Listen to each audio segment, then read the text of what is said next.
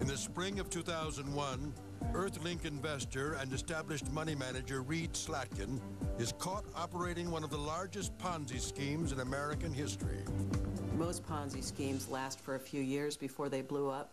Reed managed to pull this off for more than a decade, which is extraordinary. Over the years, more than 800 investors from across the country sent Slatkin more than $600 million. And in the end, Slatkin's bad investments wiped out $210 million of investor money.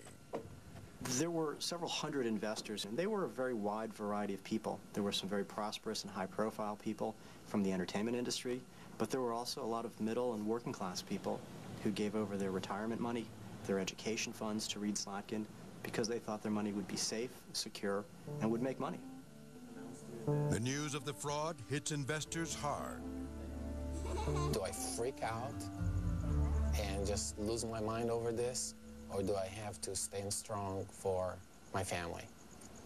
And that was the thing that actually I think kept me like sane through this. Daniel Sadeh had invested nearly $400,000 just 2 years earlier. It's money he can't afford to lose. When we found out that he stole the money, my wife was pregnant with twins. We were just in the middle of construction on the house. Then we counted on the money that we had with Reed. And then I found that out, that everything was gone. As investors try to pick up the pieces, Reed Slatkin knows the game is over. On April 25, 2002, he turns himself in to authorities. It's fairly unusual for someone to voluntarily surrender in a case like this, but there was convincing evidence of his guilt, and he basically walked into custody rather than be arrested. Slatkin pleads guilty to mail fraud, wire fraud, money laundering, and conspiracy to obstruct justice. My intention, of course, was to keep it going so I could make enough money to pay everybody back. As part of his plea agreement, he cooperates with authorities. Here's the point. I was involved in an obstruction of justice at the time with the SEC. I was actively perpetrating that and working on it in an attempt to keep myself going so that I could keep the scheme going. He combs through documents with investors, retracing the steps of his 15-year charade. Because of the alarm that had come to some people who were aware of what was going on, it was becoming more and more obvious that I wasn't going to be able to continue, and my expectations declined dramatically. I just don't remember when it was. At his sentencing on September 2nd, 2003, Slatkin turns on the Church of Scientology. The man who once devoted his life to the church now claims the religion is his source of evil. Slatkin's claim was that he was scared of the church for whatever reason, and he perpetuated the scheme and kept it going because he did not want to end the scheme and incur some sort of negative consequences with the church. Slatkin is sentenced to 14 years behind bars. The Church of Scientology officially condemns Slatkin's actions for violating its code of ethics. The church severs ties and excommunicates him. It's like, watch out from this guy. It's for your own good. You know, the church doesn't punish anybody. You know, it's more to the education and constructive sides of things. Todd Nielsen is appointed as the bankruptcy trustee and looks to help investors like Sadeh recover a part of their losses. If someone had placed $100,000 into this matter and received $150,000, we said we just wanted the $50,000 back.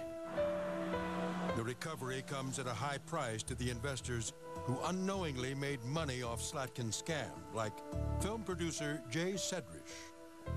I got a letter from the trustee saying that I'm going to have to pay all the money I took out back.